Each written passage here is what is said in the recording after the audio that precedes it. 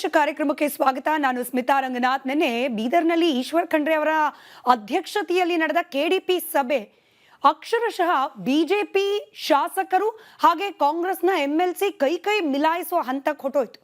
ಅಸಲಿಗೆ ಜಗಳ ಆಗಿದ್ದು ಯಾಕೆ, ಯಾರ ಆರೋಪ ಸತ್ಯ, ಯಾರ ಆರೋಪದಲ್ಲಿ ಹುರುಳಿಲ್ಲ, ಈ ಚರ್ಚೆ ನಿನ್ನೆಯಿಂದ ಕೂಡ ರಾಜಕೀಯ ವಲಯದಲ್ಲಿ ನಡೀತಾ ಇದೆ. ಎಲ್ಲ ಪ್ರಶ್ನೆಗಳಿಗೆ ಉತ್ತರಿಸಲಿಕ್ಕೆ ಖುದ್ದು ಹುಮ್ನಾಬಾದ್ನ MLA ಆದ ಸಿದ್ದು ಪಾಟೀಲ್ ಅವರು ನಮ್ಮ ಜೊತೆ ನೇರ ಸಂಪರ್ಕದಲ್ಲಿದ್ದಾರೆ. ಸರ್ ನಮಸ್ಕಾರ, ಕಾರ್ಯಕ್ರಮಕ್ಕೆ ಸ್ವಾಗತ. ಮೇಡಮ್ ನಮಸ್ಕಾರ.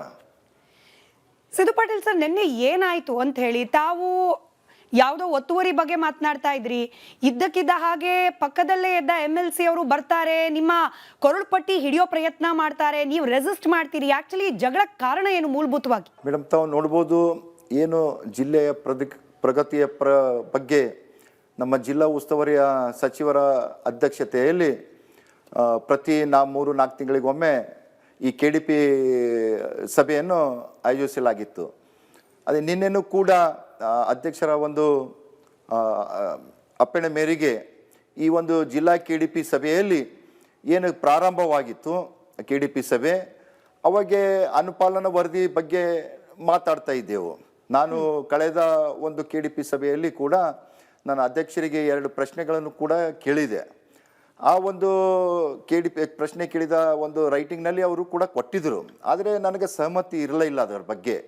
ನಾನು ಅಧ್ಯಕ್ಷರಿಗೆ ಕೇಳಿದೆ, ತಾವೇನಿದು ಆನ್ಸರ್ ಮಾಡಿದಿರಿ, ಇದು ಸರಿಯಾಗಿದ್ದಿಲ್ಲ, ಆದರೆ ಏನು ಗೊತ್ತ ನನಗೆ ಸರಿಯಾದಂಥ ಉತ್ತರ ಕೊಡಿ ಅಂತ ನಾನು ಅಧ್ಯಕ್ಷರ ಹತ್ರ ಮನವಿ ಮಾಡಿದೆ. ಅಧ್ಯಕ್ಷರು ಅಂತಂದ್ರು, ಇಲ್ಲ ಏನಾಗಿದೆ ತಾವು ವಿಸ್ತಾರವಾಗಿ ಹೇಳಿ ಅಂದಾಗ ನಾನು ಹೇಳಿದೆ, ಹುಮ್ನಾಬಾದಿನ ಸರ್ವೆ ನಂಬರ್ 204, 205 ಏನಿಗೊತ್ತು ಅರಣ್ಯ ಇಲಾಖೆ ಮತ್ತು ಕಂದಾಯ ಇಲಾಖೆ ಇದೆ. ಅಲ್ಲಿ ಏನು ನಮ್ಮ ಹುಮ್ನಾಬಾದಿಗೆ ತಾಲೂಕಾ ಹಾಸ್ಪಿಟಲಿಗೆ ಒಂದು 5 ಎಕರೆ ಜಾಗ ಬೇಕಾಗಿತ್ತಂತ ನಾನು KDP ಬಹಳಷ್ಟು ದಿನಗಳಿಂದ ಸರ್ಕಾರಕ್ಕೂ ಮತ್ತು ಸಂಬಂಧಪಟ್ಟ ಸಚಿವರಿಗೆ ಮತ್ತು ನಮ್ಮ ಉಸ್ತುವಾರಿ ಸಚಿವರಿಗೆ ನಾನು ಮನವಿ ಪತ್ರನೂ ಕೂಡ ಕೊಟ್ಟೆ. ಮತ್ತೇನು ನಮ್ಮ ಮಕ್ಕಳು ಓದ್ತಾ ಇದ್ದಾರೆ ಇಲ್ಲಿ ಡಿಗ್ರಿ ಕಾಲೇಜಿಗೂ ಕೂಡ ಜಾಗ ಇಲ್ಲ. ಇವತ್ತೇನು ನಮ್ಮ ಸರ್ಕಾರ ಜಾಗ ಇದೆ, ಕಂದಾಯ ಇಲಾಖೆ ಇರ್ಬೋದು, ಅರಣ್ಯದ ಇರ್ಬೋದು, ಆ ಒಂದು ಜಾಗದಲ್ಲಿ ನಮಗೆ ಕೊಟ್ಟರ ನಮ್ಮ ಜನರಲ್ ಹಾಸ್ಪಿಟಲ್ಗೆ ಮತ್ತು ಡಿಗ್ರಿ ಕಾಲೇಜಿಗೆ ಒಳ್ಳೇದಾಗ್ತದಂತ ನಾನು ಪ್ರಸ್ತಾವ ಹೇಳಿದೆ. ಮತ್ತೆ ಇಲ್ಲ ಅದು ನೋಡಿ ಮಾಡಿಕೊಡ್ತೇವೆ ಅಂದಿದ್ರು. ಇನ್ನೊಂದು ಪ್ರಶ್ನೆ ಇತ್ತು, ಬೀದರ್ನಲ್ಲಿ ಏನು ಚಿಕ್ಕಪೇಟೆ ಹತ್ರ ಅಲ್ಲಿ ಸರ್ವೆ ನಂಬರ್ 30, 31, 34 ಅದರಲ್ಲಿ ಸುಮಾರು 48 ಎಕರೆ ಜಾಗ ಶ್ರೀ ನಾನಕ್ ಜೀರಾ ಸಾಹೇಬ್ ಫೌಂಡೇಶನ್ ವತಿಯಿಂದ 48 ಜಾಗ ಇದೆ, 48 ಎಕರೆ ಜಾಗ. ಆ ಒಂದು ಲೇಔಟ್ ಮಾಡಿದ್ದಾರೆ ಮೇಡಮ್. ಅದು ಇವತ್ತು ಆ ಒಂದು ಲೇಔಟ್ ಕಾನೂನು ಬಾಹಿರವಾಗಿದೆ ಅಂತ ಬಹಳಷ್ಟು ಜನರು ನನ್ನ ಹತ್ರ ಬಂದು ಹೇಳಿದಾಗ ನಾನು ಅದ್ರ ಬಗ್ಗೆ ಮಾನ್ಯ ಸಚಿವರಿಗೆ ಮತ್ತು ನಮ್ಮ ಜಿಲ್ಲಾಧಿಕಾರಿಗಳಿಗೆ ಕೇಳಿದಾಗ ಅವರು ಉತ್ತರ ಸರಿಯಾಗಿದ್ದಿಲ್ಲ ಅಂತ ನಾನು ಮತ್ತೆ ಅವರಿಗೆ ಪ್ರಶ್ನೆ ಮಾಡಿದೆ. ಸರ್ ಇದು ಆ ಥರ ಇಲ್ಲ, ಮೊನ್ನೆ ಏನು ನಮ್ಮ ಬೀದರ್ ಅರ್ಬನ್ ಡೆವಲಪ್ಮೆಂಟ್ ಅಥಾರಿಟಿಲಿಂದ ಏನು ಒಂದು ಸಭೆ ಆಗಿತ್ತು, ಆ ಒಂದು ಸಭೆಯಲ್ಲಿ ಕೂಡ ಇವು ಎಲ್ಲವೂ ಕೂಡ ನ್ಯೂನತೆಗಳಿದೆ. ಈ ಲೇಔಟ್ ಮಾಡೋದ್ರಾಗ ಏನು ಗೊತ್ತಾ, ಬಾಯ್ಲರ್ಸ್ ಇದೆ ಆ ಫೌಂಡೇಶನ್ ಇರೋದು ಮೇಡಮ್ ನಾನ್ ಪ್ರಾಫಿಟೇಬಲ್ ಆರ್ಗನೈಸೇಷನ್ ಇದೆ ಮೇಡಮ್. ಈಗ ಯಾವುದೇ ಫೌಂಡೇಶನ್ ಇತ್ತು ಕೂಡ ಅಂತಂದ್ರೆ ಅಲ್ಲಿ ಯಾವುದೇ ಪ್ರಾಫಿಟ್ ತಗೋಬೇಡದಂತ ಆ ನಾಮ್ಸ್ ಬಾಯ್ಲರ್ಸ್ನಲ್ಲೇ ಕೂಡ ಇದೆ. ಮತ್ತೆ ಏನು ಈಗ ಗೊತ್ತಾ, ಮಾಸ್ಟರ್ ಪ್ಲಾನ್ ಪ್ರಕಾರ ರೋಡ್ ಎಲ್ಲಿ ಬಿಡಬೇಕಾಗಿತ್ತು ಅದನ್ನು ಕೂಡ ಬಿಟ್ಟಿಲ್ಲ.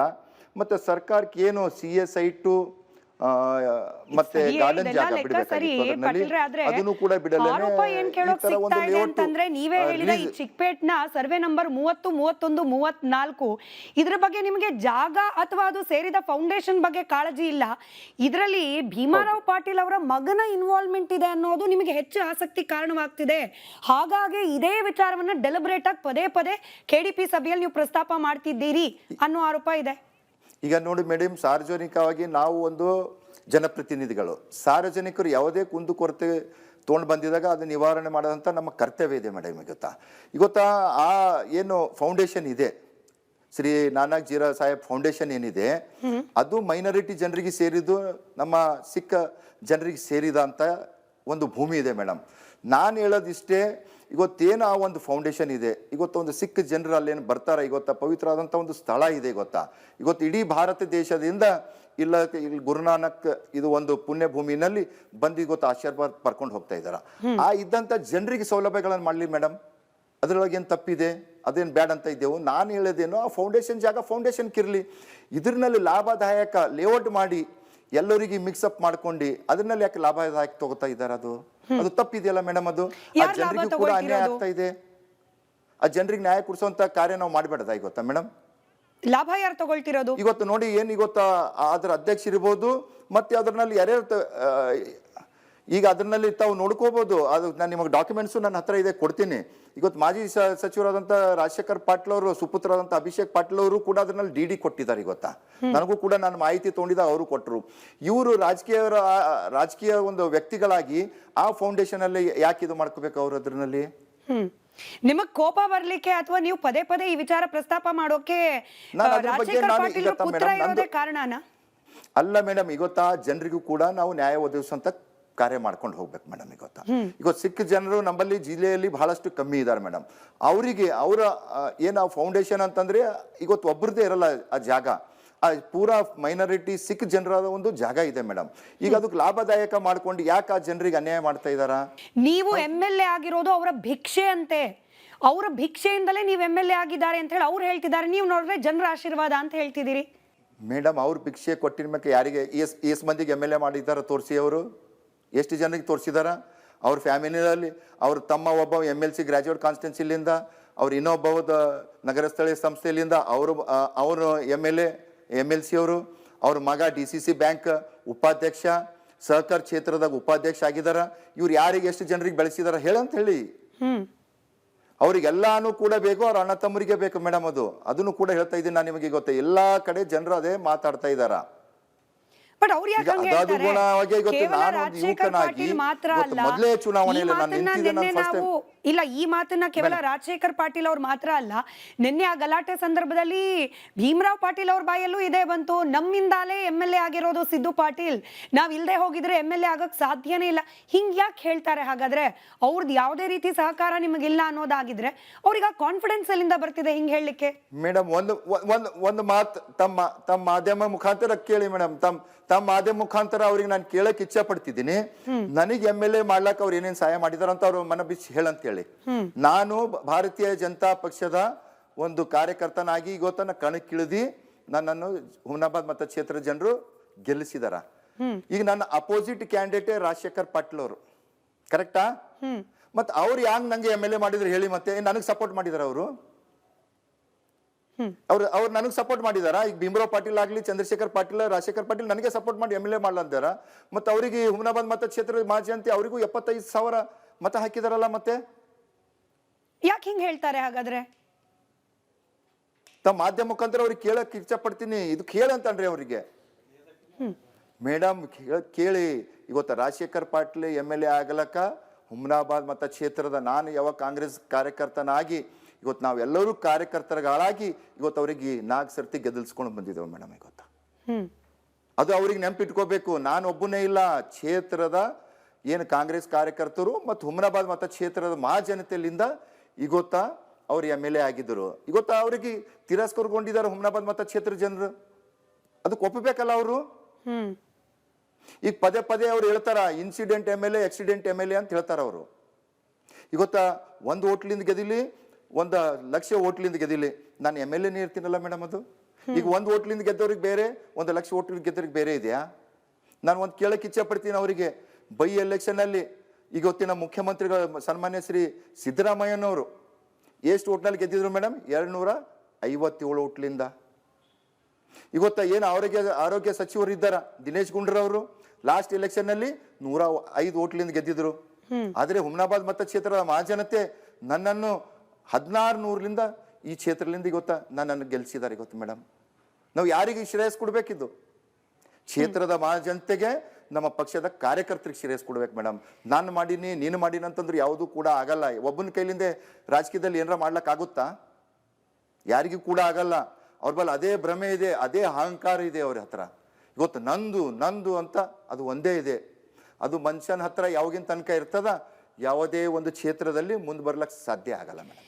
ಸಿದ್ದು ಪಾಟೀಲ್ರು ಅದೇ ಇವತ್ತು ಪಕ್ಷದಲ್ಲಿ ಕ್ಷೇತ್ರದ ಇಟ್ಕೊಂಡು ಮಾಜಂತೆ ಅವ್ರ MLA ನನ್ನನ್ನು ಆಗ್ಲಿಕ್ಕೆ 5 ವರ್ಷ ಸಹಕಾರ ಆರಿಸಿ ಮಾಡಿ ಕಳಿಸ್ತಾರೆ. ಕ್ಯಾಂಪೇನ್ ಮಾಡಿದವರು ಒಂದಿನ ಅವ್ರ ವಿರುದ್ಧವಾಗಿ ನಿಂತ್ಕೊಂಡ್ಬಿಟ್ಟು ಚುನಾವಣೆಯಲ್ಲಿ ಗೆದ್ದುಬಿಟ್ರು ಅನ್ನೋದೇನಾದ್ರೂ ರಾಜಶೇಖರ್ ಪಾಟೀಲ್ರಿಗೆ ಹಾಗೆ ಅವರ ಸಹೋದರರ ಈಗೋ ಹರ್ಟ್ ಆಗ್ಲಿಕ್ಕೆ ಕಾರಣವಾಯ್ತಾ? ಅದೇ ನಿನ್ನೆ ಕೈ ಮಿಲಾಯಿಸೋ ಹಂತಕ್ಕೆ ಹೋಗ್ಲಿಕ್ಕೂ ಕೂಡ ಕಾರಣ ಆಯ್ತಾ? ಕೈ ಮೇಲಾಸ್ಲಕ್ ಹಂತಕ್ಕೆ ಯಾರು ತಂದ್ರು ಮೇಡಮ್? ಅಲ್ಲಿ ತಾವು ನೋಡಿ, ಒಂದು ಯಾವುದೇ ಮೀಟಿಂಗ್ ಇರಲಿ ಮೇಡಮ್, ಇವತ್ತು ಏನು ನಮಗೆ ಇವತ್ತು ಚೇರ್ ಕೊಡ್ತಾರ, ನಮ್ದು ಯಾವುದೇ ಪ್ರಶ್ನೆಗಳಿರಲಿ, ನಮ್ದು ಯಾವುದೇ ಪ್ರಾಬ್ಲಮ್ಗಳು ಇರಲಿ, ಇವತ್ತು ನಮ್ದು ಆ ಚೇರ್ ಮೇಲೆ ಕುಂತು ಮಾನ್ಯ ಅಧ್ಯಕ್ಷರಿಗೆ ನಾವು ಕೇಳುವಂಥ ಹಕ್ಕಿದೆ ಮೇಡಮ್. ನಾವು ಎಲ್ಲರ ರೌಡಿಸಮ್ ಹತ್ತಿರ, ನಾವು ರೌಡಿಸಮ್ ಗುಂಡಾಗಳ ಥರ ನನ್ನ ಚೇರ್ಲಿಂದ ಎತ್ತಿ ಬೇರೆ ಬಲ್ಲಿ ಹೋಗಿ ನಾನು ಅವ್ರಿಗೆ ಹೊಡಿತೀನಿ, ನಾನು ಅಂಗಿ ಕಾಲರ್ ಹಿಡಿತೀನಿ ಅಂತಂದ್ರೆ ಯಾರೋ ಸುಮ್ಮನೆ ಕುಂಡ್ರಲಕ್ಕಾಗ್ತದೆ ಮೇಡಮ್? ಅದು ಅಷ್ಟು ದ್ವೇಷ ಏನು ಅಂದ್ರೆ ಇವತ್ತು ನನ್ನ ತುಂಬಿದ protection ಸಭೆಯಲ್ಲಿ, ಸಮಿತಿಯಲ್ಲಿ ನಾನು ಕೂಡ ಅದರಲ್ಲೂ ಇದು ಈಶ್ವರ್ ಮಾಡ್ಬೇಕಾಗುತ್ತೆ ಖಂಡ್ರೆ ಅವರ ಸಮ್ಮುಖದಲ್ಲಿ ಎದ್ದು ಬಂದು ಒಬ್ಬ ಶಾಸಕನ ಮೇಲೆ ಕೈ ಮಾಡಬೇಕು ಅನ್ನೋಷ್ಟು ಕೋಪ ಏನು ಅಂತ, ಇದು ಕೇವಲ ರಾಜಕೀಯ ಕೋಪ ಥರದಲ್ಲಿ ಕಾಣ್ತಾ ಇಲ್ಲ ಸಿದ್ದು ಪಾಟೀಲ್ರೆ, ಇದು ಒಂದ್ ರೀತಿಯಲ್ಲಿ ವೈಯಕ್ತಿಕ ಜಿದ್ದು, ವೈಯಕ್ತಿಕ ದ್ವೇಷದ ರೀತಿಯಲ್ಲಿ ಕಾಣಿಸ್ತು ನಿನ್ನೆ ಸೀನು. ಕೋಪ ಇಲ್ಲ ಮೇಡಮ್, ಅವ್ರಿಗೆ ಏನಿದೆ ಅಂತಂದ್ರೆ ಅವ್ರಿಗೆ ಏನು ಇಲ್ಲ ಮೇಡಮ್, ಇದು ಅವರಿಗೆ ಹೊಟ್ಟೆ ಕಿಚ್ಚು, ಅವ್ರ ಹೊಟ್ಟೆ ಕಿಚ್ಚು. ಅವ್ರಿಗೆ ಏನು ಅಂತಂದ್ರೆ ಅವ್ರ ಪರಿವಾರದಲ್ಲಿ ಅವರೇ ಬೆಳಿಬೇಕು, ಬೇರೆ ಯಾರು ಕೂಡ ಬೆಳಿಬೇಡದು. ನಿಮಗೆ 2 ಎಕ್ಸಾಂಪಲ್ ಹೇಳ್ತೀನಿ ಮೇಡಮ್. 1999 ಕ್ಷೇತ್ರದ ಮಾಜಂತಿ ಆಶೀರ್ವಾದ್ಲಿಂದ ಸುಭಾಷ್ ಕಲ್ಲೂರ್ಜಿ ಅವರು ನಮ್ಮ ನಾಯಕರು ಈ ಕ್ಷೇತ್ರದ ಶಾಸಕರಾಗಿದ್ರು ಮೇಡಮ್. ಅವ್ರಿಗೆ ಹರೇಸ್ಮೆಂಟ್ ಮಾಡಿ ಕೋರ್ಟಿಗೆ ಅದು ಹಾಕಿ ಡಿಸ್ಕ್ವಾಲಿಫೈ ಮಾಡಿದ್ರು ಮೇಡಮ್. ಗೊತ್ತಾ? ಇವತ್ತು ಜನರು ಕೊಟ್ಟಂಥದ್ದು ತೀರ್ಪಿಗೆ ಇವರು ಅದ್ರ ವಿರುದ್ಧವಾಗಿ ಕೋರ್ಟ್ಲಿಂದ ಆರ್ಡರ್ ತಂದು ಅವ್ರಿಗೆ ಡಿಸ್ಕ್ವಾಲಿಫೈ ಮಾಡಿದ್ರು. ಇದು ನ್ಯಾಯ ಇದೆ ಮೇಡಮ್? ಗೊತ್ತಾ? ಏನು ಸನ್ಮಾನ್ಯ ಶ್ರೀ ದಿವಂಗತ ಮಿರಾಜಾನಂದ್ ಪಟೇಲ್ ಅವರು ಈ ರಾಜ್ಯದ ಮಂತ್ರಿಗಳಾಗಿದ್ರು ಮೇಡಮ್. ಅವ್ರ ಮ್ಯಾಗ ಅಲಿಗೇಷನ್ಸ್ ಮಾಡಿ ಆ ಸಮಯದಲ್ಲಿ ಕೂಡ ಇವತ್ತು ಆ ಮಂತ್ರಿ ಸ್ಥಾನದಲ್ಲಿ ಇರಿಸುವಂಥ ಕಾರ್ಯ ಮಾಡ್ಕೊಂಡು ಹೋಗಿದ್ರು ಮೇಡಮ್. ಇವತ್ತು ನಮ್ಮ ಜಿಲ್ಲೆಗೆ, ನಮ್ಮ ಕ್ಷೇತ್ರಕ್ಕೆ ಒಬ್ಬರು ಮಂತ್ರಿ ಆಗಿರಂತಂದ್ರ ನಾವು ಅಪೋಸಿಷನ್ ಇರಲಿ, ಯಾರು ಬಿ ಇರಲಿ, ಅದಕ್ಕೆ ನಾವು ಸ್ವಾಗತ ಮಾಡಬೇಕು, ಹೆಮ್ಮೆ ಪಡಬೇಕು ಮೇಡಮ್. ಗೊತ್ತಾ? ಇವತ್ತು ತಮ್ಮ ಅಣ್ಣ ತಮ್ಮರು ತಮ್ಮ ಫ್ಯಾಮಿಲಿ ಬೆಳೆದ್ರ ಅದಕ್ಕೆ ಶಬಾಷ್ಗಿರಿ ಕೊಡೋದು, ಬೇರೆ ಏನಾರ ಆದ್ರೆ ಈ ತರ ಮಾಡೋದ? ಇದು ನ್ಯಾಯ ಇದೆ ಮೇಡಮ್? ಇದು ಬಳ್ಳಾರಿಯಲ್ಲಿ ಹೆಂಗೆ ರೆಡ್ಡಿ ವರ್ಸಸ್ ರೆಡ್ಡಿ ಹಂಗ ಆಗೋಯ್ತು, ಬೀದರ್ನಲ್ಲಿ ಪಾಟೀಲ್ ವರ್ಸಸ್ ಪಾಟೀಲ್ ಆಗಿದೆ. ಪುಣ್ಯಕ್ಕಲ್ ಗನ್ ಇರ್ಲಿಲ್ಲ, ಖಾಸಗಿ ಗನ್ಮ್ಯಾನ್ಗಳಿರ್ಲಿಲ್ಲ, ಇದ್ದಿದ್ರೆ ಬಳ್ಳಾರಿ ಕಥೆನೂ ಬೀದರ್ನಲ್ಲೂ ಆಗೋಗ್ತಿತ್ತು ಅಂತ ಹೇಳಿ ಜನ ಮಾತನಾಡ್ಕೊಳ್ತಿದ್ದಾರೆ. ಜನ ಇಲ್ಲ ಮೇಡಮ್. ಮಾಜಿ ಸಚಿವರಾದಂಥ ರಾಜಶೇಖರ್ ಪಾಟೀಲ್ ಕೂಡ ನೀನು ಮೀಡಿಯಾ ಎದುರು ಹೇಳಿದಾರ, ಮುಂಬರ್ತದ ದಿನಗಳಲ್ಲಿ ಈ ಹುಮನಾಬಾದ್ ಕೂಡ ಬಳ್ಳಾರಿ ಆಗುತ್ತೆ ಅಂತ ಹೇಳ್ತಾ ಇದಾರೆ. ಆ ಥರ ನಮಗೆ ನನ್ಸ್ಬೇಕಾ ಮೇಡಮ್? ನಾವು ಒಂದು ಜನಪ್ರತಿನಿಧಿಗಳಿದ್ದೆವು, ನಾವು ಶಾಂತಿ ದೂತರಿದ್ದೆವು.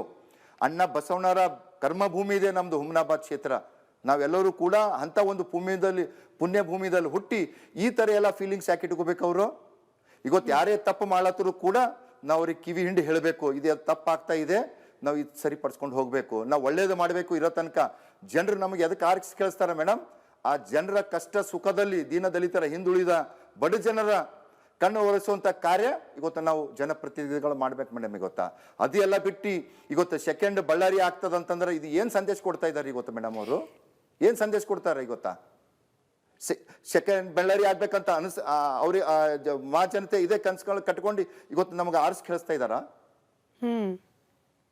ಬಳ್ಳಾರಿದು ಉದಾಹರಣೆ ಬಂದಿದ್ದಕ್ಕೆ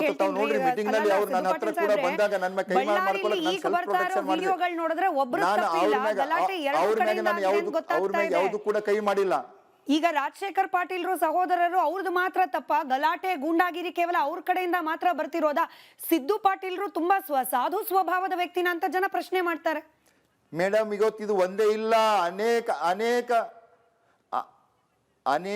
ಅನೇಕ ಕಾರ್ಯಕ್ರಮಗಳಲ್ಲಿ ನಮ್ಮ ಹುಮನಾಬಾದ್ KDP ಮೀಟಿಂಗ್ ನಲ್ಲಿ ಕೂಡ ಇದೇ ಕೂತಂತ್ರಗಳನ್ನು ಅನುಸರಿಸ್ಕೊಂಡು ಬರ್ತಾ ಇದ್ದಾರೆ ಮೇಡಮ್. ಇವತ್ತು ನನ್ನ ಹತ್ರ ವಿಡಿಯೋ ಇದೆ, ತಮ್ಗೆ ಅದನ್ನು ಕೂಡ ಕೊಡ್ತೀನಿ ನಾನು ನಿಮಗೆ. ಇವತ್ತು ನೋಡಿ ಅದು ವಿಡಿಯೋ. ಇವತ್ತು ಏನು KDP ಮೀಟಿಂಗ್ ನಲ್ಲಿ ಯಾರ್ಲಿಂದ ಆ ಜಗಳ ಪ್ರಾರಂಭ ಆಗ್ತು ಅಂತ ನೋಡಿ, ತಾವೇ ನೋಡಿದ್ದು. ಅವ್ರ ಚೇರ್ಮನ್ ಅವ್ರು ಕುಂತಿ, ನನ್ನ ಚೇರ್ಮನ್ ನಾನು ಕುಂತಿ, ನಾವು ಅಧ್ಯಕ್ಷರಿಗೆ ಮಾತಾಡ್ರಿ, ಈ ಎಲ್ಲ ಗಲಾಟೆ ಆಗ್ತಿತ್ತ ಮೇಡಮ್? ಗೊತ್ತಾ?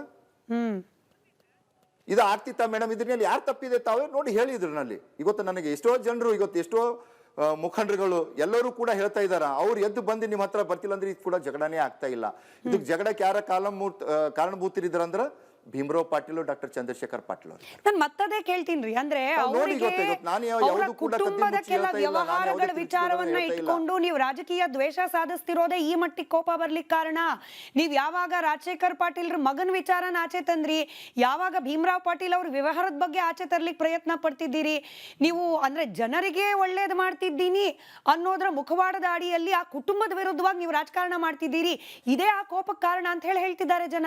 ಈಗ ಮೇಡಮ್ ಅವ್ರು ಆ ತರ ತಿಳ್ಕೊಂಡ್ರೆ ನಾನು ಏನ್ ಮಾಡ್ಲಕ್ಕಾಗುತ್ತೆ? ಅವರಿಗೆ ನಾನು ಅಲ್ಲಿ ಹೋಗಿ ನೀನು ಇದು ಡೆವಲಪ್ಮೆಂಟ್ ಮಾಡು, ನೀ ಇದ್ರೊಳಗೆ ಪಾರ್ಟ್ನರ್ಶಿಪ್ ತಗೊಂತ ನಾನು ಹೇಳಿದ ಮೇಡಮ್ ಅವರಿಗೆ?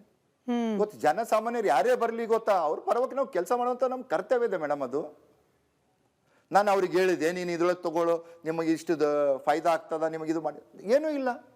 ನಾನು ಸ್ವಾಭಾವಿಕವಾಗಿ ಗೊತ್ತಾ, ನಾನು ಕ್ಷೇತ್ರ ಶಾಸಕನಿದ್ದೀನಿ, ಇಡೀ ರಾಜ್ಯದ ಬಗ್ಗೆನೂ ಕೂಡ ಮಾತಾಡುವಂತ ಹಕ್ಕು ನನಗಿದೆ. ಗೊತ್ತಾ, ಹುಮನಾಬಾದ್ ಮತ್ತು ಕ್ಷೇತ್ರದ ಜನರಿಗೆ ಗೊತ್ತು, ನನಗೆ ಕೊಟ್ಟಿದ್ದಾರೆ. ಗೊತ್ತಾ, ಸರ್ಕಾರ ಅವ್ರ ಪಕ್ಷದಿದೆ ಅಂತ ಹೇಳಿ ಗುಂಡಾಗಿರಿ ಮಾಡ್ತಿದ್ದಾರೆ, ಸರ್ಕಾರ ಹಾಗೆ ಅಧಿಕಾರವನ್ನ ದುರುಪಯೋಗ ಮಾಡ್ಕೊಳ್ತಿದ್ದಾರೆ. ಇದೆಲ್ಲವೂ ತಮ್ಮ ಬಾಯಿಂದಲೇ ನೆನ್ನೆ ಬಂದ ಮಾತು. ಸಿದ್ದು ಪಾಟೀಲ್ ರೇ, ಸರ್ಕಾರ ಹಾಗೆ ಸರ್ಕಾರದ ಭಾಗವಾಗಿರುವ ಕೆಲ ನಾಯಕರು ಗುಂಡಾಗಿರಿ ಮಾಡ್ತಿದ್ದಾರೆ ಅಂತ ಹೇಳಿದ್ರಿ. ಇವತ್ತು ತಾವು ನೋಡಿ ಮೇಡಮ್, ಇವತ್ತು ನಮ್ಮ ಅಧಿಕಾರಿಗಳು ಬರ್ತಾರೆ, ಎಷ್ಟೋ ಜನರು ತಾಲೂಕದು, ಇವತ್ತು ನಮ್ಮ ಸರ್ಕಾರ ಇದೆ, ನೀನು ನೋಡು ಹಂಗ್ ಮಾಡ್ತೀನಿ ಹಿಂಗ್ ಮಾಡ್ತೀನಿ ಅಂತ ಅವರಿಗೆಲ್ಲ ಧಮಕಿ ಹಾಕೋದು. ಇವತ್ತು ಆ ಸರ್ಕಾರ ಇದೆ ಅಂತ ಅವ್ರಿಗೆ ಇವತ್ತು ನನ್ನ ಮ್ಯಾಗ ಹಲ್ಲೆ ಮಾಡ್ಲಕ್ ಬಂದಿರಲ್ಲ ಮೇಡಮ್. ಇವತ್ತು ಒಂದು ಶಾಸಕನ ಮ್ಯಾಗೆ ಈ ತರ ಆಗ್ತಾ ಇದೆ ಅಂತಂದ್ರೆ ಜನಸಾಮಾನ್ಯರಿಗೆ ಏನ್ ರಕ್ಷಣೆ ಕೊಡ್ತಾ ಇದೆ ಇದು ಸರ್ಕಾರ? ಇವತ್ತು ಸರ್ಕಾರ ಅವನ ಮ್ಯಾಗ ಏನ್ ಆಕ್ಷನ್ ತಗೊಂಡಿದೆ ಅದು ಬಿ ಹೇಳಿ ಅಂತೇಳಿ. ಇವತ್ತು ಸುಮೋಟೋ ಕೇಸ್ ಮಾಡ್ಬೇಕಾಗಿತ್ತಲ್ಲ ಅವ್ರ ಮೇಲೆ, ಸುಮೋಟೋ ಕೇಸ್ ಮಾಡ್ಬೇಕಾಗಿತ್ತಲ್ಲ. ಈಶ್ವರ್ ಖಂಡ್ರೆ ಅವ್ರು ಅಲ್ಲೇ ಇದ್ರು, ಇದನ್ನೆಲ್ಲ ಗಮನಿಸಿದ್ರು, ತಾವು ಕೂಡ ಪ್ರಸಾರ ಮಾಡಿದ್ರು ಮೊದ್ಲ. ಈಶ್ವರ್ ಖಂಡ್ರೆ ಅವ್ರ ಪ್ರತಿಕ್ರಿಯೆ ಏನಿತ್ತು ಅಂತ ಇದೆಲ್ಲ ಆದ್ಮೇಲೆ? ಇಲ್ಲ, ಆಮೇಲೆ ನಾನು ಹೇಳಿದೆ ಸರ್, ಈ ತರ ಆಗ್ತು ಅಂತಂದ್ರೆ KDP ಮೀಟಿಂಗ್ ಕರೆಯೋದು ಏನಿದೆ ಗೊತ್ತಾ? ಶಾಸಕರಿಗೆ ಒಂದು ಗೌರವ ಇಲ್ಲ ಅಂತಂದ್ರೆ ಏನಿದು ಮಾಡ್ತಾ ಇದೆ ಸರ್ಕಾರ ಅಂತ ನಾನು ಕೂಡ ಅವ್ರಿಗೆ ಕ್ವಶನ್ ಕೇಳಿದೆ. ಅವರು ಬಹಳ ಬೇಸರ ವ್ಯಕ್ತಪಡಿಸ್ತಿದ್ರು, ಈ ತರ ಆಗ್ಬಾರ್ದಿತ್ತು, ಇದು ಜಿಲ್ಲೆಗೆ ಕಪ್ಪು ಚುಕ್ಕಿ ಬರುತ್ತೆ, ಅವ್ರ ಹೆಸರಿಗೂ ಕಪ್ಪು ಚುಕ್ಕಿ ಬರ್ತಂತ ಅವರು ಕೂಡ ಹೇಳಿದಿರೋದು. ಇವತ್ತು ಅವ್ರಿಗೆ ಗೊತ್ತಾಗ್ಬೇಕಲ್ಲ ಮೇಡಮ್. ಅದು ಇಬ್ಬರು ವಿಧಾನ ಪರಿಷತ್ ಸದಸ್ಯರು, ಅವ್ರವ್ರು ಅಣ್ಣ ತಮ್ಮರು ಇದ್ದಾರ, ಅಲ್ಲೇ ಇದ್ದಾರ. ಇವತ್ತು ರಾಜ್ಯದಲ್ಲಿ ನಮ್ಮ ಸರ್ಕಾರ ಇದೆ, ನಮ್ಮವರು ಮುಖ್ಯಮಂತ್ರಿಗಳಿದ್ದಾರ, ನಮ್ಮವರೇ ಸಚಿವರು ಇದು ಮೀಟಿಂಗ್ ತಗೋತಾ ಇದ್ದಾರ. ಇಂಥ ಒಂದು ಮೀಟಿಂಗ್ನಲ್ಲಿ ನಾವು ಈ ಥರ ಮಾಡಿದೆವು ಅಂತಂದ್ರೆ ಗೊತ್ತಾ, ರಾಜ್ಯ ಸರ್ಕಾರಕ್ಕೂ ಕೆಟ್ಟ ಹೆಸರು ಬರುತ್ತೆ, ಸಚಿವರಿಗೆ ಕೆಟ್ಟ ಹೆಸರು ಬರುತ್ತೆ ಅಂತ ಅವ್ರಿಗೆ ಗೊತ್ತಾಗಿಲ್ಲ. ಏನು ಅವ್ರಿಗೆ ಇಂಟೆನ್ಷನ್ಲಿ ಇತ್ತು, ಈಶ್ವರ್ ಖಂಡ್ರೆ ಅವ್ರದ್ದು ಕೂಡ ಅವ್ರಿಗೆ ಕೆಟ್ಟ ಹೆಸರು ಬರಬೇಕು, ಈ ಮೀಟಿಂಗ್ ಹಾಳು ಮಾಡ್ಬೇಕಂತ ಆ ಇಂಟೆನ್ಷನ್ಲಿ ಕೂಡ ಇಟ್ಕೊಂಡು ಬಂದಿರಬೇಕು. ಲಾಸ್ಟ್ ಟೈಮು ಕೂಡ ನೋಡಿ ಅವರು ಒಂದು ಡೆಲಿಗೇಷನ್ ಮಾಡಿದ್ರು, ಇವರೆಲ್ಲ ಕಾಂಗ್ರೆಸ್ದವರು. ಯಾರ್ದು ಕಿಲಾಪ? ಈಶ್ವರ್ ಖಂಡ್ರೆ ಕಿಲಾಪ. ಈಶ್ವರ್ ಖಂಡ್ರೆ ಏನು ಕೂಡ ಕೆಲಸ ಮಾಡ್ತಾ ಇಲ್ಲ, ಇವರೆಲ್ಲ ಬಿಜೆಪಿದವರಿಗೆ ತಗೊಂಡು ಓಡಾಡ್ತಾ ಇದಾರಂತ. ಇವತ್ತು ನಾವು ಬಿಜೆಪಿ ಶಾಸಕ ಇದ್ದಿರ್ಬೇಕು ಮೇಡಮ್. ನಾನು ಹುಮ್ನಾಬಾದ್ಗೆ ಶಾಸಕ, ನಮ್ಮ ಉಸ್ತುವಾರಿ ಸಚಿವರು ಜಿಲ್ಲೆಯ ಯಾರು? ಈಶ್ವರ್ ಖಂಡ್ರೆ. ನಮ್ಮ ರಾಜ್ಯಕ್ಕೆ ಮುಖ್ಯಮಂತ್ರಿಗಳು ಯಾರು? ಸಿದ್ದರಾಮಯ್ಯನವ್ರು.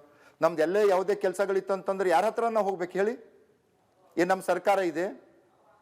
ಯಾವುದೇ ನಮ್ಮ ಜನಸಾಮಾನ್ಯರ ಕೆಲಸಗಳಾಗಬೇಕು ಅಂತಂದ್ರೆ ಉಸ್ತುವಾರಿ ಸಚಿವರು ಹೋಗ್ಬೇಕು, ಸಂಬಂಧಪಟ್ಟ ಸಚಿವರ ಹತ್ರ ಹೋಗ್ಬೇಕು, ನಾವು ಮುಖ್ಯಮಂತ್ರಿಗಳ ಹತ್ರ ಹೋಗ್ಬೇಕು, ಅವ ಮಾತ್ರ ನಮ್ ಕೆಲಸ ಆಗ್ತದ.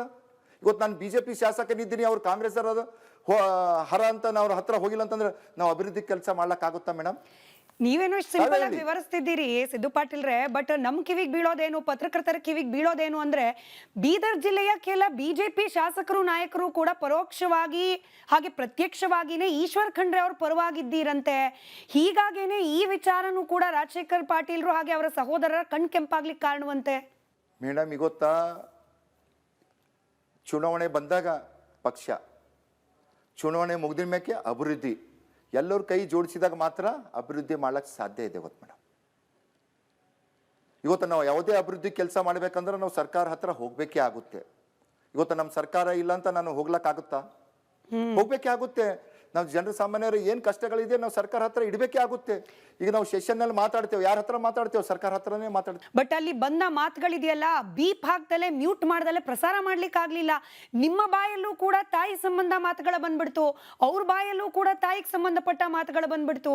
ಅಂದ್ರೆ ಒಂದು KDP ಸಭೆಯಲ್ಲಿ ಮನೆಯ ಹೆಣ್ಮಕ್ಳನ್ನ ತಂದು ಚರ್ಚೆ ಮಾಡೋ ಅಂತ ಅನಿವಾರ್ಯ ಪರಿಸ್ಥಿತಿ ಇತ್ತ?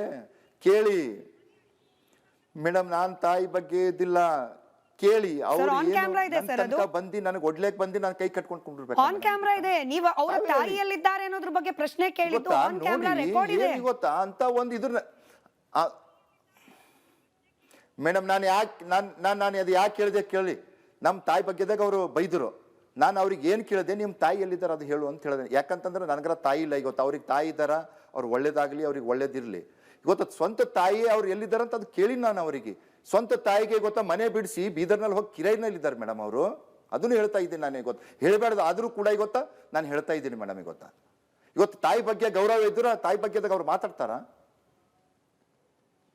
ಮೇಡಮ್? ಒಂದು ಮಾತಾಡಕ್ಕೆ ಇಚ್ಛೆ ಪಡ್ತೀನಿ. ನಂದು ಸ್ವಂತ ತಾಯಿ ಒಂದು ಆಕ್ಸಿಡೆಂಟ್ನಲ್ಲಿ ಗಾಯ ಆಗದಾಗ ಸುಮಾರು 19 ವರ್ಷ ಬೆಡ್ ರಿಟರ್ನ್ ಇದ್ರು ಮೇಡಮ್. ಅವ್ರು 19 ವರ್ಷ ಅವ್ರು ಆರೈಕೆ ಮಾಡಿದ್ರು ಮೇಡಮ್. ನಾನು 19 ವರ್ಷ ನಮ್ಮ ಎಲ್ಲ ಸೋದರರೆಲ್ಲ ಕಲ್ತು 19 ವರ್ಷ ಇವತ್ತು ಆರೈಕೆ ಮಾಡೀನಿ. ಹುಮನಾಬಾದ್ ಮತಕ್ಷೇತ್ರದಾಗ ತಾವೆಲ್ಲೂ ಕೂಡ ಹೋಗಿ ಕೇಳಿ, ಎಲ್ಲರೂ ಒಂದೇ ಏನು ಹೇಳೋದು, ಇವತ್ತು ಶಾಸಕರು ಸಿದ್ದು ಪಾಟೀಲ್ ಆಗ್ಲಕ್ಕೆ ಕಾರಣ ಅಂತಂದ್ರೆ ಅವ್ರ ತಾಯಿ ಆಶೀರ್ವಾದ ಇದೆ ಅಂತ. ಗೊತ್ತಾ ಈಗ ತಾಯಿ ಆಶೀರ್ವಾದ ಇದೆ ಅಂತ ಇವತ್ತು ಈ ಕ್ಷೇತ್ರದ ಶಾಸಕನಾಗ್ಯಾನಂತ ಹರೊಬ್ಬರು ಬಾಯಿನಲ್ಲಿ ಇವತ್ತು ತಾಯಿಂದ್ರೆ ಎಲ್ಲರೂ ಕೂಡ ಮಾತಾಡ್ತಾರೆ ಮೇಡಮ್. ತಾಯಿ ಬಗ್ಗೆ ನನಗೆ ಬಹಳಷ್ಟು ಗೌರವ ಇದೆ ಮೇಡಮ್. ಇವತ್ತು ಬಟ್ ನಿನ್ನೆ ನಡೆದ ಈ ಗಲಾಟೆ ಗದ್ದಲ ಇದ್ರ ನಡುವೆ ನಿಮ್ಮನ್ನ ಗುಲಾಮ ಅಂತ ಕರೆದ್ರು. ಭೀಮರಾವ್ ಪಾಟೀಲ್ ಅವ್ರ ಬಾಯಲ್ಲಿ ಬಂದ ಮಾತಿದು ಗುಲಾಮ, ನಮ್ಮಿಂದಲೇ ನೀನು MLA ಆಗಿರೋದು, ನಮ್ಮಿಂದಲೇ ನೀನು ಬೆಳೆದಿರೋದು ಅಂತ ಹೇಳಿ ಈ ಪದ ಬಳಕೆ ಮಾಡ್ಲಿಕ್ಕೆ ವೈಯಕ್ತಿಕವಾಗಿ ನನಗೆ ಬೇಸರ ಇದೆ ಸರ್. ಬಟ್ ಜನ ಕೇಳಿಸ್ಕೊಂಡಿದ್ದಾರೆ, ಹಾಗಾಗಿ ನಾನು ಪ್ರಶ್ನೆ ಮಾಡಲೇಬೇಕು. ಯಾಕೆ ಕರೆದ್ರು ನಿಮ್ಮನ್ನ ಗುಲಾಮ ಅಂತ ಹೇಳಿ? ಯಾರಿಗೆ ಗುಲಾಮ ಅಂತೆ ನೀವು? ಮೇಡಮ್ ಒಂದು ಇನ್ನೊಂದು ಪ್ರಶ್ನೆ ಕೇಳಕ್ಕೆ ಇಚ್ಛೆ ಪಡ್ತೀನಿ ತಮ್ಮ ಮುಖಾಂತರ ಅವರಿಗೆ. ಈಗ ಅವರು ಕಾಂಗ್ರೆಸ್ ಲಿಂದ MLA ಆಗಿದ್ದಾರ, 4 ಸರ್ತಿ ಮಂತ್ರಿ ಆಗಿದ್ದಾರ. ಅವ್ರ ಗಾಡ್ ಫಾದರ್ ಯಾರು? ಸಿದ್ದರಾಮಯ್ಯ ಅವರು ಇದ್ದಾರ, DK ಶಿವಕುಮಾರ್ ಇದ್ದಾರ, ಖರ್ಗೆ ಸಾಹೇಬರು ಇದ್ದಾರ. ಈಗ ಖರ್ಗೆ ಸಾಹೇಬರು, ಸಿದ್ದರಾಮಯ್ಯ ಅವರು, DK ಶಿವಕುಮಾರ್ ಅವರು ನೀನು ನನ್ನ ಗುಲಾಮ್ ಇದ್ದಾರ ಅಂತ ಹೇಳ್ತಾರೆ ಏನು ರಾಜಶೇಖರ್ ಪಾಟೀಲ್ಗೆ? ಒಂದು ಪಕ್ಷದಾಗ ಇದ್ದಿನ ಮ್ಯಾಕೆ ಒಬ್ಬ ಕಾರ್ಯಕರ್ತನಾಗಿ ಗೊತ್ತು ಕೆಲಸ ಮಾಡ್ಕೊಂಡು ಹೋಗ್ತಾರೆ. ಗುಲಾಮರು ಯಾರು ಕೂಡ ಇಲ್ಲ ಮೇಡಮ್. ಅದು ಹೋಯ್ತು, ಹಿಂದಕ್ಕಿತ್ತದು ಗುಲಾಮರು. ಯಾವಾಗ ರಾಜ್ಯದ ಇದ್ರಲ್ಲ ಅಂಥ ಸಮಯದಿತ್ತು. ಈಗ ಡಾಕ್ಟರ್ ಬಾಬಾ ಸಾಹೇಬ್ ಕೊಟ್ಟಂತ ಸಂವಿಧಾನದಾಗ ಇದ್ದೇವೆ ನಾವು. ಡೆಮೋಕ್ರಸಿ ಇದೆ ಮೇಡಮ್. ಇದು ಏನಿದೆ ಸಂವಿಧಾನ? Of the people, by the people, for the people. ಜನರಿಗಾಗಿದ್ದೇವೆ ಮೇಡಮ್ ನಾವೆಲ್ಲರೂ. ಇವತ್ತು ಹೆಂಗಿದೆ, ಗಿವ್ ಅಂಡ್ ಟೇಕ್ ಇದೆ. ನೀವು ನನಗೆ ಎಷ್ಟು ರೆಸ್ಪೆಕ್ಟ್ ಕೊಡ್ತೀನಿ, ನಾನು ನಿಮ್ಗೆ ರೆಸ್ಪೆಕ್ಟ್ ಕೊಡ್ತೀನಿ. ಈಗ ಅದು ಅವ್ರಿಗೆ ನೆನಪು ಹೋಗ್ತೇನೆ. 4 ಎಲೆಕ್ಷನ್ನಲ್ಲಿ ನಾವೆಲ್ಲ ಮತ್ತೆ ಕಾರ್ಯಕರ್ತರು ಅವ್ರಿಗೆ MLA ಮಾಡಿದ್ದೇವೆ. ಅದ್ರ ಬಗ್ಗೆ ಯಾಕೆ ಇದು ಬರ್ತಾ ಇಲ್ಲ? ಅವಾಗ ಶಬಾಷ್ಗಿರಿ ಕೊಡ್ತಿರು ನಮಗೆ, ಸಿದ್ದು ಪಾಟೀಲ್ ಒಳ್ಳೆ ಕೆಲಸ ಮಾಡಿದ್ರು, ಯುವಕರು ಪಡೆ ಇದೆ ಅವನ ಹತ್ರ ಅಂತ. ಇವತ್ತು ಅವ್ರ ಹತ್ರ ಏನು, ಇವತ್ತು ಅವ್ರ ಕಾರ್ಯಕರ್ತರು ಇದ್ದಾರೆ, ಅವ್ರ ಗುಲಾಮರು ಇದ್ದಾರೆ, ಅವ್ರ ಕಾರ್ಯಕರ್ತರು ಇದ್ದಾರೆ ಹೇಳಂತೇಳಿ ಅವರಿಗೆ. ವೈಯಕ್ತಿಕವಾಗಿ ನಿಮ್ಮ ಮೇಲೆ ಆರೋಪ ಏನ್ ಮಾಡ್ತಿದ್ದಾರೆ ಅಂತಂದ್ರೆ, ಅಧಿಕಾರಿಗಳ ಪಕ್ಕದಲ್ಲಿ ಕುತ್ಕೊಂಡ್ರೆ ನಿಮ್ಮಿಂದ ಹೆಂಡದ ವಾಸನೆ ಬರುತ್ತೆ ಅಂತ ಹೇಳಿ. ನೋಡಿ ಮೇಡಮ್, ಅದೆಲ್ಲ ಮಾತಾಡಬೇಕೇನು? ನಾನು ಒಂದು ಶಾಸಕನಿದ್ದೀನಿ. ನೋಡಿ ತಾವು, ಅವ್ರಿಗೇನು ಇಲ್ಲ, ಜನಸಾಮಾನ್ಯರಿಗೆ ಬೇರೆ ಯಾರಿಗಿರಲಿ ತೆಳಗೆ ಇಳಿಸುವಂತ ಮಾತಾಡಬೇಕು ಅಷ್ಟೇ ಮಾತಾಡ್ತಾರೆ ಅವರು. ಅವ್ರಿಗೇನು, ಅವ್ರಿಗೆ ತಮ್ಮ ಪರಿವಾರ ಅಷ್ಟೇ, ಅದು ಬಿಟ್ಟು ಅವ್ರಿಗೆ ಏನು ಕೂಡ ಇಲ್ಲ. ಇವತ್ತು ಕ್ಷೇತ್ರದ 2,55,000 ಜನರು ಇವತ್ತು ನನ್ನನ್ನು ಇವತ್ತು ಕ್ಷೇತ್ರದ ಶಾಸಕನಾಗಿರ. ಒಂದು ಶಾಸಕನಿಗೆ ಈ ಥರ ಮಾತಾಡ್ಬೇಕಾ ಮೇಡಮ್ ಅವರು? ಅವ್ರಿಗೆ ಅದನ್ನು ಕೂಡ ಜ್ಞಾನವಿಲ್ಲ ಮೇಡಮ್ ಅವರಿಗೆ. ಅವರು ಕೂಡ ಒಂದು ಜನಪ್ರತಿನಿಧಿ ಇದ್ದಾರೆ. ಇವತ್ತು ಹುಮನಾಬಾದ್ದಾಗ ಬಂದು ನೋಡ್ಕೊಳ್ಳಿ, ಎಷ್ಟು ವೈನ್ ಶಾಪು ಬಾರ್ಗಳು ಯಾರ ಹೆಸರು ಮ್ಯಾಗಿದೆ ನೋಡ್ಕೊಳ್ಳಿ. ಇವತ್ತು ತಾವು ಬಂದು ಇವತ್ತ ಸುಮಾರು 12-13 ಹೊಸ ಬಾರ್ ಆ್ಯಂಡ್ ರೆಸ್ಟೋರೆಂಟು, ವೈನ್ ಶಾಪ್ಗಳು ಇವತ್ತು MLC ಭೀಮರಾವ್ ಪಾಟೀಲ್ ಈ ಹುಮನಾಬಾದ್ದಲ್ಲಿ ಮಾಡಿದ್ದಾರೆ ಮೇಡಮ್. ಇವತ್ತು ಇಲ್ಲಿ ಯಾಕೆ ಮಾಡಿದ್ರು ಅವರು? ಯಾವುದೇ ಒಂದು ಗೌರ್ಮೆಂಟ್ ಕಾಲೇಜ್ಗಳು ತರೋದು ಆಗದೆ ಯಾವ್ದಾರು ಮಾಡಿದ್ದಾರೆ ಮೇಡಮ್. ಇವತ್ತ ಅವ್ರ ಸಂಸ್ಥೆಗಳನ್ನು ಬೆಳೆಸ್ತಾ ಇದ್ದಾರ, ಅವ್ರ ಸಂಸ್ಥೆಗಳು ಬೆಳೆಸ್ತಾ ಇದ್ದಾರ. ಇವತ್ತು ಜನಸಾಮಾನ್ಯರಿಗೆ, ಬಡ ಮಕ್ಕಳಿಗೆ ಇವತ್ತು ಗೌರ್ಮೆಂಟ್ಲಿಂದ ತಂದ್ರೆ ಅವ್ರಿಗೆ ಉಪಯೋಗ ಆಗ್ತದಲ್ಲ. ಇವತ್ತು ಅವ್ರ ಸಂಸ್ಥೆ ಬೆಳೆಸ್ತಾರ, ಕೋಟಿಗಟ್ಟಲೆ ದುಡ್ಡು ಗಳಿಸ್ತಾ ಇದ್ದಾರ. ಇವತ್ತು ಜನರಿಗಾಗಿ ಏನ್ ಮಾಡ್ತಾ ಇದ್ದಾರೆ ಮೇಡಮ್ ಹೇಳಿ? ನಿನ್ನೆ KDP ಸಭೆಯಲ್ಲಿ ಕೈ ಮಿಲಾಯಿಸುವ ಹಂತ ಆಯ್ತು. ಆದ್ರೆ ಇವತ್ತು ಹುಮ್ನಾಬಾದ್ನಲ್ಲಿ ಇವತ್ತಿಗೂ ಕೂಡ 144 ಸೆಕ್ಷನ್ ಜಾರಿಯಲ್ಲಿದೆ. ಅಂದ್ರೆ ಏನು ಆತಂಕದಲ್ಲಿ ಬದುಕಬೇಕಾ ಹುಮ್ನಾಬಾದ್ ಜನ?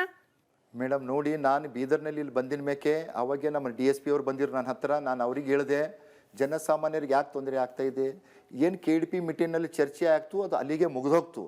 ಅವರು ಕೂಡ ಪ್ರೆಸ್ ಮೀಟ್ ಮಾಡಿ, ಯಾರು ಭೀಮರಾವ್ ಪಾಟೀಲ್, ಚಂದ್ರಶೇಖರ್ ಪಾಟೀಲ್ ಅವರು ಕೂಡ ಮಾಡಿದರು. ನಾನು ಕೂಡ DSP ಅವ್ರಿಗೆ ಹೇಳಿದೆ, ತಹಸೀಲ್ದಾರ್ ಅವ್ರಿಗೆ ಹೇಳಿದೆ, ಇದು 144 ಅದಕ್ಕೆ ಜನಸಾಮಾನ್ಯರಿಗೆ ಸುಮ್ಮನೆ ಅನ್ನೆಸರಿ ತೊಂದರೆ ಆಗ್ತದ, ಇವು ಯಾಕೆ ಇಡ್ತೀರಿ ಅಂತ ನಾನು ಈಗೂ ಕೂಡ ಹೇಳಿದೆ. ಮತ್ತೆ 1-2 ತಾಸು ಮೊದಲು ಕೂಡ ತಹಸೀಲ್ದಾರ್ ಅವ್ರಿಗೆ ಮಾತಾಡಿ, ಇವತ್ತೇನು ತಾವು 144 ಕಾನೂನು ಸುವ್ಯವಸ್ಥೆ ಹಾಳಾಗ್ತಾ ಅಂತ ತಾವು ಇಟ್ಟಿದ್ರಿ ಮೇಡಮ್, ಇವತ್ತೆಲ್ಲ ಕೂಡ ತಿಳಿಗೊಳ್ತಿದೆ, ಯಾವುದೂ ಕೂಡ ಏನೂ ಇಲ್ಲ.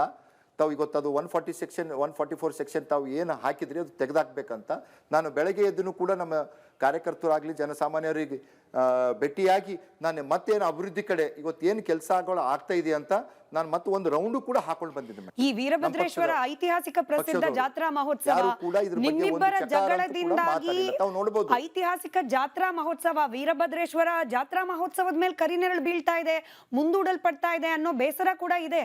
ಇಲ್ಲ ಮೇಡಮ್, ಪ್ರತಿ ವರ್ಷ ಏನು ಜಾತ್ರಾ ಮಹೋತ್ಸವ ಆಗ್ತದೆ ಭಾಳ ವಿಜೃಂಭಣೆಯಿಂದ ಆಗ್ತಾ ಮೇಡಮ್. ಗೊತ್ತಾ ಆ ಒಂದು ವೀರಭದ್ರೇಶ್ವರ ಆಶೀರ್ವಾದದಿಂದ ಇವತ್ತು ನಾವೆಲ್ಲರೂ ಕೂಡ ನಾವು ನಡ್ಕೊಂಡು ಹೋಗ್ತಾ ಇದ್ದೀವಿ. ನಮ್ಮ ಆರಾಧ್ಯ ದೇವ, ನಮ್ಮ ಮನೆ ದೇವರು ಕೂಡ ವೀರಭದ್ರೇಶ್ವರ ಇದ್ದಾರೆ ಇವತ್ತು ಮೇಡಮ್. ಇವತ್ತು ಅಲ್ಲಿ ಯಾವುದೇ ಕೂಡ ಆ ಕಪ್ಪು ಚುಕ್ಕಿ ಬರ್ತಂತ ಯಾವುದು ಕೂಡ ಕೆಲಸಗಳಾಗಲ್ಲ, ಯಾವುದು ಕೂಡ ಮಾಡಲು ಕೂಡ ಮೇಡಮ್. ಇದ್ರ ಬಗ್ಗೆ ನಮ್ಮ ಕ್ಷೇತ್ರದ ಬಗ್ಗೆ ಸರ್ಕಾರನು ಕೂಡ ಎತ್ಕೊಂಡು ಇವತ್ತು ನೋಡ್ಬೇಕಾಗಿದೆ ಮೇಡಮ್. ರೈಟ್, ಸರ್ಕಾರ ಯಾವ ರೀತಿ ಕ್ರಮ ಕೈಗೊಳ್ಳಬೇಕು ಅಂತೀರಿ? ಅವರದೇ ಪಕ್ಷದ MLC, ಅವರದೇ ಪಕ್ಷದ MLC ಕೈ ಎತ್ತಕ್ಕೆ ಬಂದಿದ್ದು 2023 ಇವತ್ತು ಮೇಡಮ್, ಯಾರೇ ಇರ್ಲಿ ಯಾರೇ ಬಿಡ್ಲಿ ಮೇಡಮ್, ಅವ್ರ ಪಕ್ಷದವ್ರು ಇರಲಿ ಬೇರೆ ಪಕ್ಷದವ್ರು ಇರಲಿ, ಅಶಾಂತಿ ಮೂಡಿಸುವಂತ ಕಾರ್ಯ ಯಾರೇ ಇರಲಿ ಮುರಾಜ್ ಇರ್ಲೇ ಅವ್ರ ಮ್ಯಾಗ ಕ್ರಮ ವಹಿಸಬೇಕು. ಗೊತ್ತು ನಾನು ಕೂಡ ತಪ್ಪು ಮಾಡೋದಂದ್ರೆ ನನ್ನ ಮ್ಯಾಗ ಬಿ ಕೂಡ ಕ್ರಮ ವಹಿಸಲಿ, ನಾನು ಅದಕ್ಕೆ ಸ್ವಾಗತ ಮಾಡ್ತೀನಿ madam. Right sir, thank you ಇಷ್ಟೊತ್ತು ನಮಗೆ ಸಮಯ ಕೊಟ್ಟಿದ್ದಕ್ಕೆ, ಹಾಗೆ ನಿನ್ನೆ ನಡೆದ ಗಲಾಟೆ ಬಗ್ಗೆ ನಿಮ್ಮ ಆಯಾಮದ ವಿಚಾರಗಳನ್ನ ಹಂಚಿಕೊಂಡಿದ್ದಕ್ಕೆ ಮತ್ತೊಮ್ಮೆ ಧನ್ಯವಾದ. ಧನ್ಯವಾದಗಳು ಮೇಡಮ್, ಧನ್ಯವಾದ. ಇದಾಗಿತ್ತು ಹೊತ್ತಿನ ವಿಶೇಷ. ನೋಡ್ತಾ ಇರಿ ರಿಪಬ್ಲಿಕ್ ಕನ್ನಡ, ಇದು ನಿಮ್ಮ ಧ್ವನಿ.